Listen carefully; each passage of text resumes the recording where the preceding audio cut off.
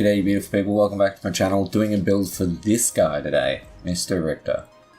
The build is called the Warden. It's an order and death build. I'll just go through the cards quickly. We have Lamplighter just because I don't typically want to use all 12 of the card slots, but I like to have them filled up, so it's order, so I thought why not chuck wards in it. We have Armored Footman to start the match off with. We have Possessed Spriken because this is an offlane build for Riktor, so anytime that I run death on an offlaner, I have Possessed Spriken in there just in case. I don't like running it, and I won't unless I think the enemy offlaner is going to go for it, or he already has gone for it, because if you're offlaning against someone with Possessed Spriken, you're going to lose those trades 90% of the time. Then we have Vanguard Captain. This is going to work well with or without Possessed Spriken. Extra 7 health regen is massive. Forget about the passive, it's trash. We're just after the 7 health regen, and it curves well into what we're going to be going for next anyway, because of the vitality and the intellect. We have Veil Stepper in here. This is a filler card just in case. It offers more health regen and some armor, and the passive is awesome and fun. The card that I was speaking about though, Vanguard Captain curving into, is Warlock's Burden. Riktor is a little bit mana hungry. If you are running Possessed Spriken, going for Warlock's Burden is a great shout because it offers him more health, and the active on it is very good for supports running Possessed Spriken or offlaners that are very mana hungry. So you just toggle this on, you'll lose health and restore mana, and of course these two cards are going to work together to get that health back up. Next card we have is a little bit weird. It's Malink's Grace. Might seem weird for an offlaner because you can shield yourself and target an ally hero for 25% of your max health for 3 seconds. You will get benefit out of the passive, the active rather, when your jungler comes over to gank or when you rotate, so you can get value out of it. Just generally though, 1v1 in the lane, you're not going to get any value out of it because you cannot use it unless you have someone to actually target. But 455 health on a 7-point card is massive. Massive. It's so good, it makes him so tanky early on.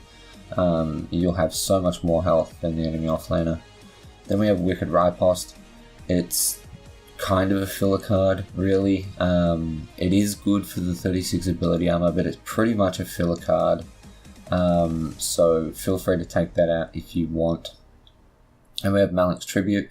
More health, gain a shield for any healing above max health, so you can go to lane with 15% extra health. If you keep in mind that, let's say you are running Possessed Spriken, you only have 2 slots for the low cost of 7 points here and 8 points here. You have a massive health pool, and you will have 15% extra health as a shield when you go into lane. Very good card. Then we have Numbing Rogue. I'm loving this card at the moment. I love the change to the card. The health and basic armor is awesome. Not that expensive for the stats you get on the card. And just getting up in someone's face and using that active. I was using it in match the other day. I think I may have posted it yesterday. Just getting up on chimeras and stuff is amazing.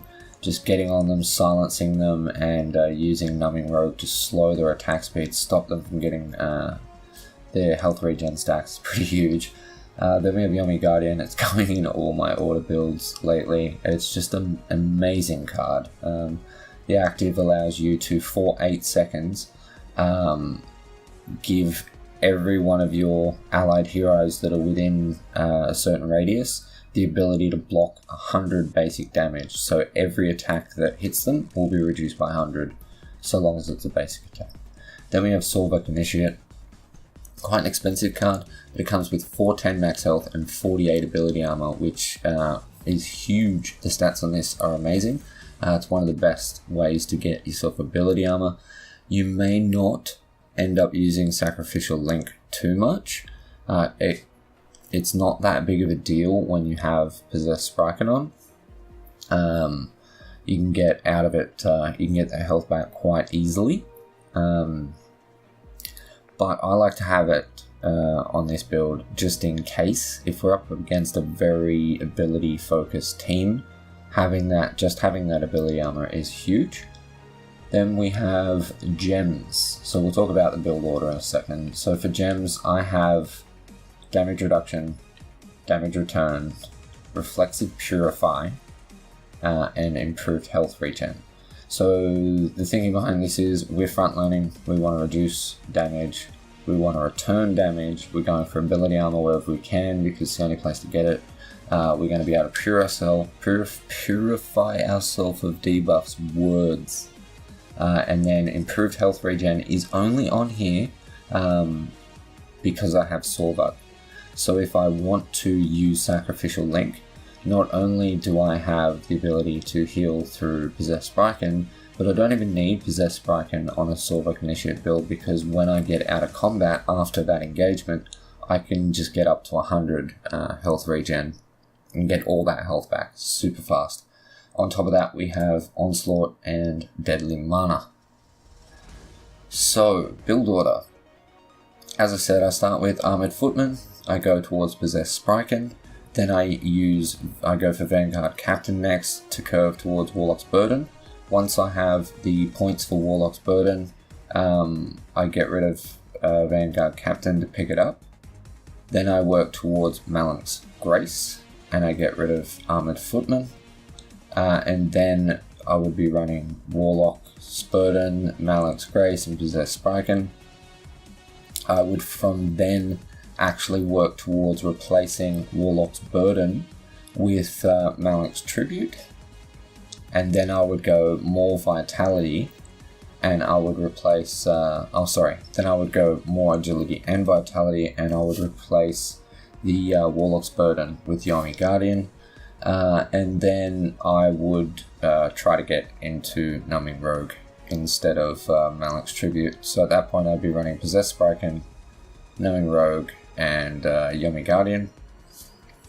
And then it's just up to you. Do you want to go for Sorvak or not? And I would get rid of Numbing Rogue to do so because Yomi Guardian is so much more beneficial. The amount of damage that you can mitigate with the active on this is huge. So then you'd have Sorvak, Yomi, Possessed. But if you weren't running Possessed Spriken, I would either go Yomi Guardian, Numbing Rogue, Malak's Tribute, or Numbing Rogue, Yomi Guardian, Sorvak Initiate. So that is it. I probably rambled quite a bit. I'm recording this just after my Rampage video from 2 days ago, and I'm so tired, so I apologize for that. But let us know how you go with this build. Try it out. I know Malak's Grace sounds weird, but trust me, you'll get to around about level 9 and you'll have nearly 3,000 health, and it's just ridiculous. It's such a good card for just the health stat for the cost. So try it out, let me know how you go. If you enjoyed the video, smash the like button, leave me a comment, as I said, and subscribe if you're not already. That said, thanks so much for watching. Love your face. Catch you in the next one. Peace.